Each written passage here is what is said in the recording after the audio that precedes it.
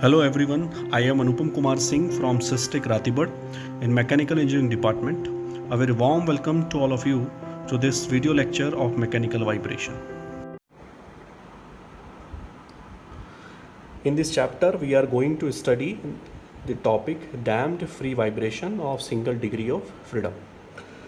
So as you studied in first chapter few basic concepts which will also be applicable in this chapter.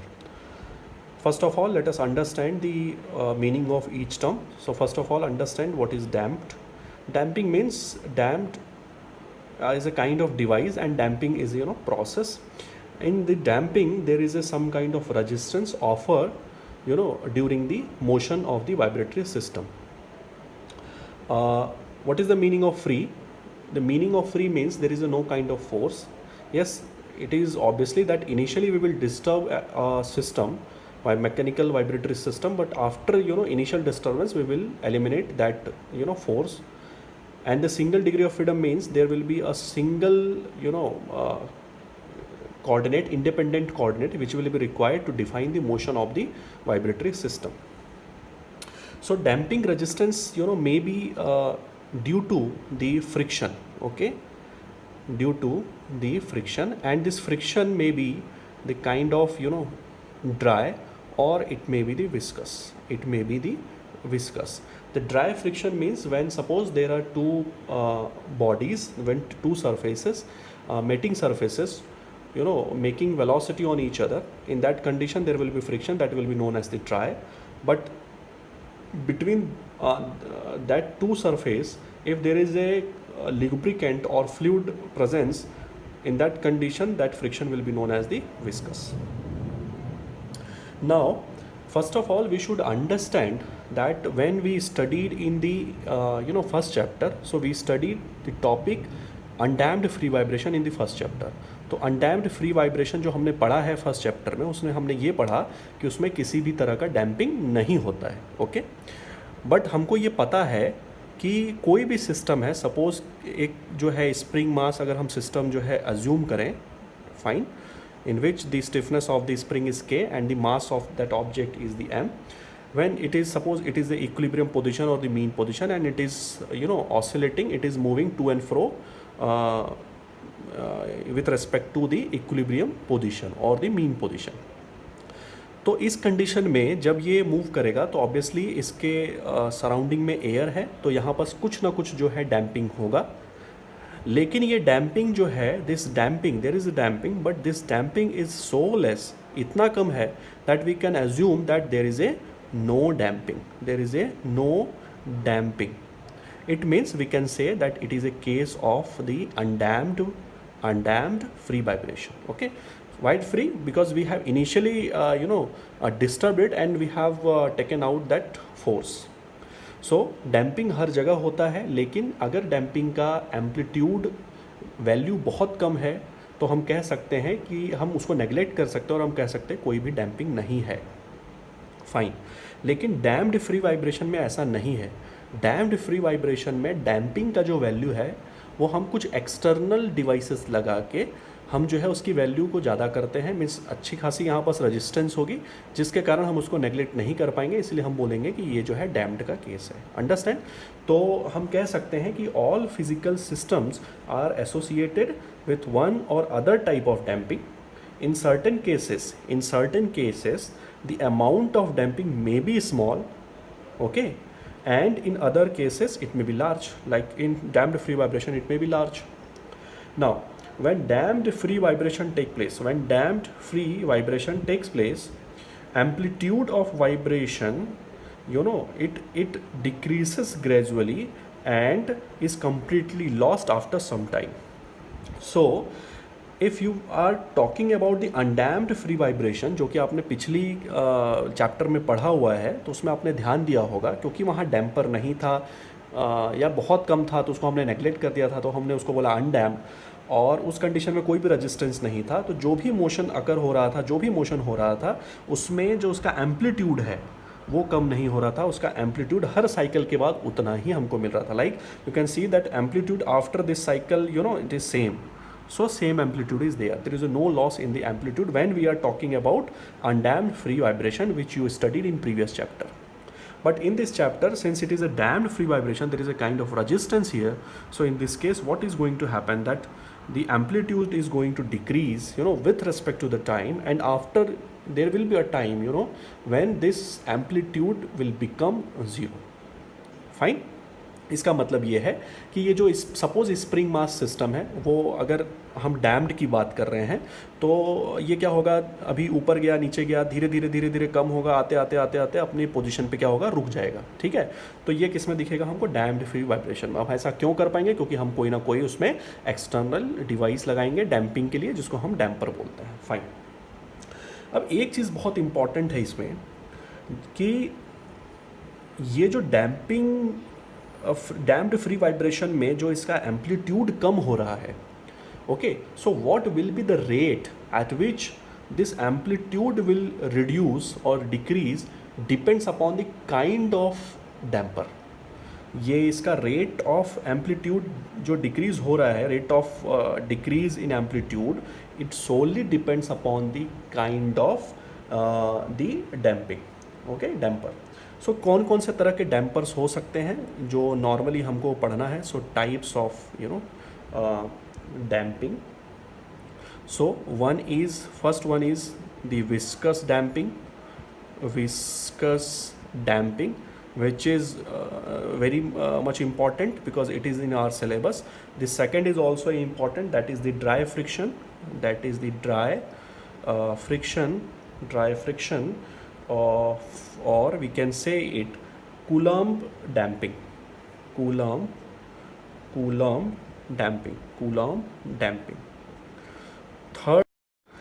The third is the solid or structural damping. Solid or structural damping. Fourth is slip or interfacial damping. So I am just writing slip damping. Okay, so these are the types of the damping on which the amplitude, decrease in amplitude depends. Fine. So in this chapter, out of these four kind of damping, the first two type of damping is important because it is in our syllabus. The first one was the viscous damping, and second one was the dry friction or the Coulomb damping. So these topics are very much important. Okay, fine. So what we are going to determine in this chapter, what we are going to looking at. So we are interested in this chapter to find out, number one, the frequency of the damped vibration. Okay, and the number two is the rate of decay. तो हम इस chapter में ये दो चीज़ें ही निकाल रहे होंगे. तो हमको ये दो चीज़ें बहुत इंपॉर्टेंट है. सबसे पहला कि किस फ्रीक्वेंसी से जो है डैम्प्ड वाइब्रेशन जो हो रहा है, फ्री डैम्प्ड वाइब्रेशन जो हो रहा है, वो किस फ्रीक्वेंसी से हो रहा है. ओके, तो इसको हम ऐसा भी बोलते हैं कि फ्रीक्वेंसी ऑफ डैम्प्ड वाइब्रेशन. दूसरा कि जो एम्पलीट्यूड डिक्रीज़ हो रहा है, क्योंकि हमने ये समझ लिया क्योंकि डैम्पर है तो रेजिस्टेंस होगा तो एम्पलीट्यूड में धीरे धीरे डिक्रीज़ होगा और कुछ समय के बाद जीरो हो जाएगा. तो ऑब्वियस सी बात है, रेट ऑफ डिके हो रहा है, मतलब एम्पलीट्यूड धीरे धीरे डिके हो रहा है. तो हमको ये फाइंड आउट करना है. We are interested in to find out that rate of decay, किस रेट से डिके हो रहा है. और अभी जैसा हमने डिस्कस किया that the rate of decay depends of the kind of damping. Okay, fine. तो हम जो है सबसे पहला जो डैम्पिंग जो है हम जो पढ़ने वाले हैं वो है that is the viscous damping. Viscous damping. Okay, and we are going to study this viscous damping in the case of free vibration. In the free vibration means where there is no external force. So in the viscous damped free vibration, so there is a one moving part and another, this is a kind of piston. Fine. So one is the non-moving part and one is the moving part. Fine. So this cylinder will not move, but you know this piston inside this cylinder move, and there is a fluid present in the cylinder. तो क्या होगा, जैसे ही ये जो piston है इस cylinder के अंदर जो मूव करेगा, तो ऑब्वियस सी बात है कि इसको मैं थोड़ा सा और अच्छे से बना देता हूँ, ये इस तरह से पैक होगा। तो ऑब्वियस सी बात है कि ये जो फ्लूइड है ये इस तरह से बाहर आएंगे। ऑब्वियस सी बात है कि यहाँ जो होगा एक तरह का जो है दो सरफेसेस के बीच में जो लिक्विड होता है, उसके कारण जो भी रेजिस्टेंस ऑफर होता है वो यहाँ पर प्रोड्यूस होगा, जिसके कारण जो है इसका धीरे धीरे धीरे धीरे जो है एम्पलीट्यूड कम हो जाएगा। नॉर्मली आपने बाइक में देखा होगा, बाइक में क्या होता है, एक ऊपर वाला पोर्शन होता है, एक नीचे वाला पोर्शन होता है, ठीक है। जैसे ही ऊपर पे लोड लगता है ये क्या करता है, नीचे की तरफ जाता है और ये पोर्शन जो है ऊपर नीचे करता है। तो एक देखा होगा, एक आउटर सिलेंडर होता है और एक उसके अंदर एक और सिलेंडर होता है जिसको हम पिस्टन बोल सकते हैं, और पिस्टन उसके अंदर मूव करता है और उसके अंदर फ्लूइड होता है। So this is a viscous damping, fine. So viscous damping is just because of the it provides the resistance just because of the property that is known as the viscosity, fine। तो इसको समझने के लिए हम थोड़ा सा ये समझ सकते हैं, this is a fixed and this piston is the moving. इसका रिप्रेजेंटेशन हम कैसे करते हैं नॉर्मली, अगर हमको इसको दिखाना है तो हम कैसे इसको दिखाएंगे सिंबॉलिक फॉर्म में, तो it is normally represented in this way, fine. तो इस तरह से हम इसको दिखाते हैं। ये अगर ऐसा कहीं भी डायग्राम बना है तो हम समझ जाएंगे ये किसका डायग्राम है, विस्कस डैम्पिंग का, फाइन। तो इस फिक्स्ड और इस मूविंग के बीच ये जो फ्लूइड फ्लो होगा, तो ये एक तरह से आप आइडियलाइज कर सकते हो इसको। आपने पढ़ा भी होगा पहले कि एक सरफेस अगर हमारा सपोज कि फिक्स है, ठीक है, और एक सरफेस जो है ये मूविंग है, ये this is moving, suppose this is moving surface, और इसके अंदर जो है हमारा फ्लूइड है, ठीक है। Suppose this is the y direction, this is the x direction. तो इस कंडीशन में अगर हम देखेंगे तो ये, क्योंकि ये जो मूव कर रहा है लेयर्स में फ्लूइड जो है, ये जो कोई भी फ्लूइड है मूव करते हैं, तो सबसे बॉटम पे सॉलिड के पास जो वेलोसिटी होती है वो 0 होती है। फिर धीरे धीरे जो है आपकी वेलोसिटी बढ़ जाएगी। मतलब यहाँ अगर देखोगे तो इतना मैग्नीट्यूड का वेलोसिटी है, यहाँ देखेंगे तो इतना मैग्नीट्यूड का है, यहाँ और थोड़ा वेलोसिटी होगा, यहाँ और वेलोसिटी होगा। तो ये देख सकते हैं कि इस तरह से एक जो है वेलोसिटी ग्रेडियंट यहाँ पास क्या होता है, डेवलप हो जाता है। मतलब वेलोसिटी जो है नीचे से ऊपर की तरफ बढ़ रही है, यहाँ पास 0 होगा और यहाँ पास मैक्सिमम होगा, फाइन। इसके लिए आपने एक जो है लॉ पढ़ा होगा, that was the Newton's law of viscosity. और वो न्यूटन्स लॉ ऑफ विस्कोसिटी था क्या, अगर हम बोलें तो ये था tau is equal to mu d u upon d y. मैं इसमें डिटेल में नहीं जा रहा हूँ क्योंकि ये सब आपने पढ़ा हुआ है फ्लूइड मैकेनिक्स में। और इसमें जो डी वाई था, इसको हम क्या बोलते थे, वेलोसिटी ग्रेडियंट। ये होता था वेलोसिटी ग्रेडियंट, फाइन। और म्यू क्या है यहाँ पास, म्यू है आपका डायनामिक विस्कोसिटी, और you can simply say it viscosity. And tau क्या है आपका, shear stress. So you can idealize this by this. तो यहाँ पास एक फिक्स है, तो यहाँ ये सरफेस फिक्स है, यहाँ एक मूविंग प्लेट है, तो ये जो है ये भी मूविंग है, और इसके बीच में जो है फ्लूइड है, तो इसके बीच में फ्लूइड है। मीन्स इसका एनालाइज जो होगा ये बिल्कुल इस तरह से ही होगा, फाइन। तो मैं जानता हूँ कि that tau shear stress can be written as the force divided by area, fine. And in this case if you will see here, when y is equal to 0 at this point, so at this point u equal to 0 means velocity भी 0 है इस point पे। और जब हम इस point की बात करें, जब y जो है मतलब फुल y हो जाता है, तो इस कंडीशन में जो आपका u है ये भी फुल वेलोसिटी ऑब्टेन कर लेता, मान लेता हूँ कि फुल वेलोसिटी क्या है v। तो इस कंडीशन में जो है हम लिख सकते हैं, from this equation we can put the value of tau f by a in equation first. So f by a is equal to mu, and du may be written as v minus 0 divided by dy can be written as the y minus 0. So it can be written as the y minus 0. So this whole equation we can write that f is equal to mu a, take a this side, mu a v and divided by y.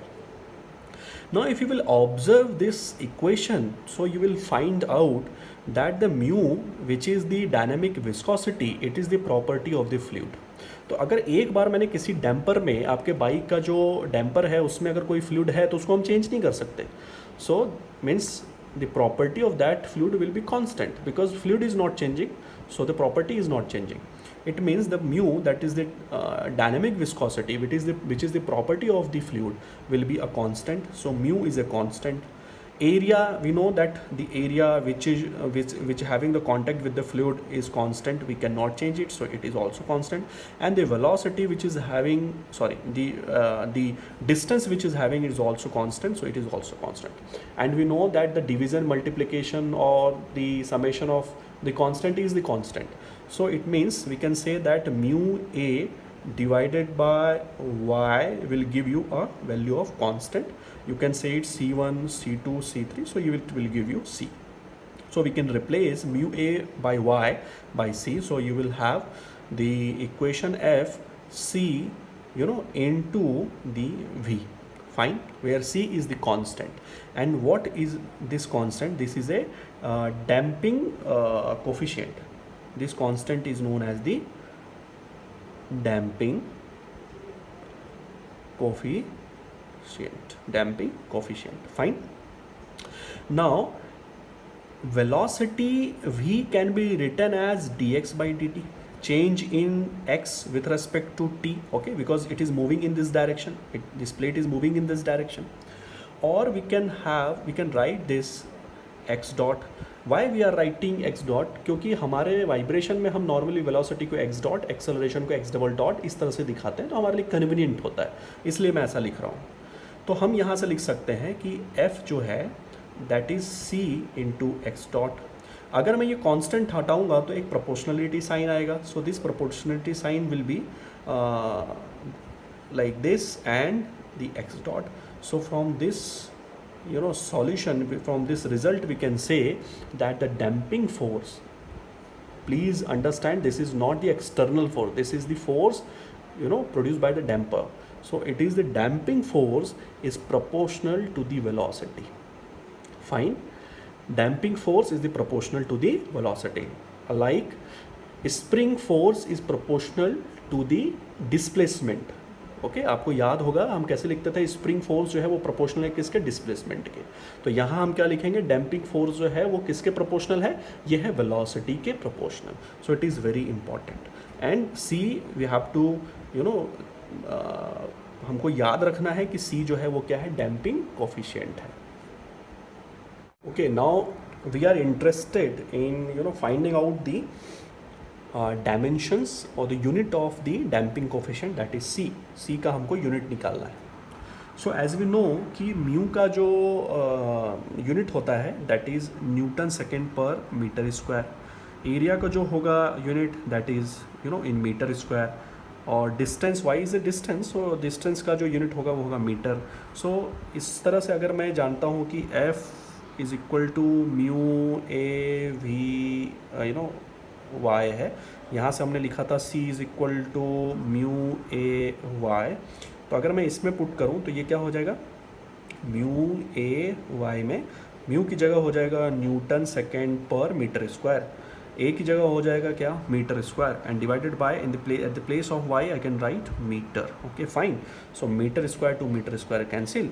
So the unit of the c would be what, Newton second per meter. So the unit of damping coefficient is Newton second per meter. So it is very important. What is the important? First of all, you should understand that the damping force is proportional to the velocity, number one, and the second, the unit of the damping coefficient. And when you will change the proportionality sign, so you will have a constant, that is the damping coefficient c, and the unit of the damping coefficient c is the Newton second per meter. So this is the simple damped free vibration, symbolic representation है, जिसमें जो ये sign दिख रहा है अभी हमने discuss किया, ये है डैम्पर का. तो इसका जो डैम्पिंग कोफिशिएंट है वो क्या होगा, C होगा. और ये जो है ये स्प्रिंग है, और इसका जो कांस्टेंट होगा, स्प्रिंग कांस्टेंट, ये stiffness, that is K. And it is attach with A mass m। तो देखिए फ्री अनडैम्ड फ्री वाइब्रेशन का जो नॉर्मल रिप्रेजेंटेशन होता था सिस्टम में, वो हम कैसे करते थे, एक मास और एक स्प्रिंग से। लेकिन इसमें हम कैसे करेंगे, एक मास, एक स्प्रिंग और एक डैम्पर के साथ। ठीक है, तो हम ऐसा मान रहे हैं कि ये जो सिस्टम है ये अभी सपोज़ कि मीन पोजीशन में है। मीन पोजीशन मतलब क्या होता है, किसी भी बॉडी का जो स्टैटिक इक्विलिब्रियम जो पोजीशन होता है उसको हम बोलते हैं मीन पोजीशन। इसको आप इस तरह समझ सकते हैं कि किसी भी बॉडी को आप डिस्टर्ब कर दीजिए, फिर छोड़ दीजिए उसको, वो धीरे धीरे करते वापस जो अपने फिर से जिस पोजीशन पे पहुंचेगा वही उसका मीन पोजीशन होगा। जैसे अगर मैंने अभी कुछ नहीं किया, ये कोई मोशन नहीं दे रहा, तो अभी जो इसका पोजीशन है मीन पोजीशन है। मैं इसको डिस्टर्ब करूँगा, धीरे धीरे करते करते फिर ये अपनी पोजीशन पे आ जाएगा। Correct. So mean position is the original position और the static equilibrium position of the vibratory system. तो अभी ये जो हम डैम्प्ड फ्री वाइब्रेशन हम जो ये कंसिडर कर रहे हैं, ये हम जो है एक कह सकते हैं कि लीनियर सिस्टम के लिए कर रहे हैं, जिसमें लीनियर मोशन हो रहा है। आप देख सकते हैं ये लीनियर मोशन हो रहा है। इसको हम एंगुलर के लिए भी कर सकते हैं, तो अभी हम लीनियर के लिए इसको हम स्टडी कर रहे हैं। अब क्योंकि ये कितने डिग्री ऑफ फ्रीडम का प्रॉब्लम है, 1 डिग्री ऑफ फ्रीडम का प्रॉब्लम है, इसीलिए हमने इसको कितने कोऑर्डिनेट से रिप्रेजेंट किया, एक कोऑर्डिनेट से रिप्रेजेंट किया, that is x, that is the independent coordinate. अब हम मान लेते हैं कि ये जो है इसको हम नीचे की तरफ मतलब खींच कर हम डिस्टर्ब किया और ऊपर नीचे हो रहा है। तो अभी हम ऐसा समझते हैं कि ये जो मास है it is coming down from its mean position. तो ये जो है डिस्प्लेस हो रहा है, मीन्स वेलोसिटी देगा, और ऑब्वियसली बात है कुछ ना कुछ जो है उसका एक्सेलरेशन होगा। अब नाउ फ्रॉम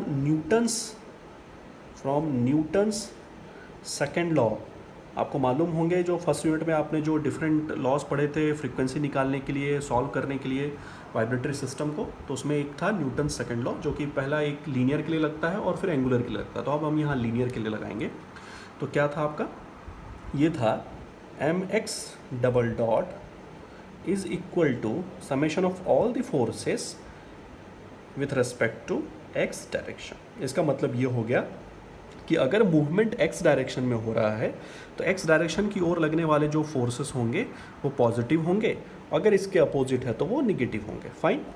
तो अगर मैं इसका, इस मास का अगर मैं डायग्राम देखना चाहूँ, फ्री बॉडी डायग्राम अगर मैं इसका बनाऊँ, तो इस कंडीशन में मैं देख सकता हूँ कि ये जो मास m है, इसमें जो स्प्रिंग है, ये जो फोर्स है ये अपोजिट एक्सर्ट करेगा, जिसका वैल्यू क्या होगा, kx। फाइन। और जो डैम्पर है वो जो फोर्स अपोज लगाएगा वो भी अपोजिट लगाएगा, क्योंकि रेजिस्टेंस है तो मोशन को रोकने की कोशिश करेगा, तो अपोजिट डायरेक्शन में लगाएगा। अब इसका फोर्स क्या होता है, अभी हमने पढ़ा था डैम्पिंग फोर्स होता है damping coefficient multiplied by the velocity cx dot. So these are the force, this is the force and this is the force. अब ये किधर हो रहे हैं, अपोजिट डायरेक्शन में हो रहे हैं, तो मैं इसको लिख सकता हूँ that mx double dot is equal to, क्योंकि अपोजिट में हो रहे हैं इसलिए माइनस में होंगे, तो minus cx dot and minus kx। So this equation can be written as mx double dot plus cx dot plus kx is equal to 0। अब थोड़ा सा ध्यान देंगे, यहाँ पास जो है एक एक्स्ट्रा टर्म जो आया पिछले वाले उससे, वो कौन सा है, ये है cx डॉट। अब ये क्यों आया, क्योंकि यहाँ डैम्पर प्रेजेंट है। अगर डैम्पर नहीं होता तो सिंपल क्या था, mx double dot plus kx is equal to 0, where x double dot और x dot can be written as dx by dt, x double dot can be written as d square x upon dt square. तो हम चाहें तो इसको ऐसा भी लिख सकते हैं, m d square x upon dt square plus c dx by dt plus k into x equal to 0। ठीक है, तो यहाँ से हम देख रहे हैं कि हमने जो है एक सेकेंड ऑर्डर डिफरेंशियल इक्वेशन को बनाया है। इसके आगे हम नेक्स्ट क्लास में करेंगे solve. Thank you very much for listening.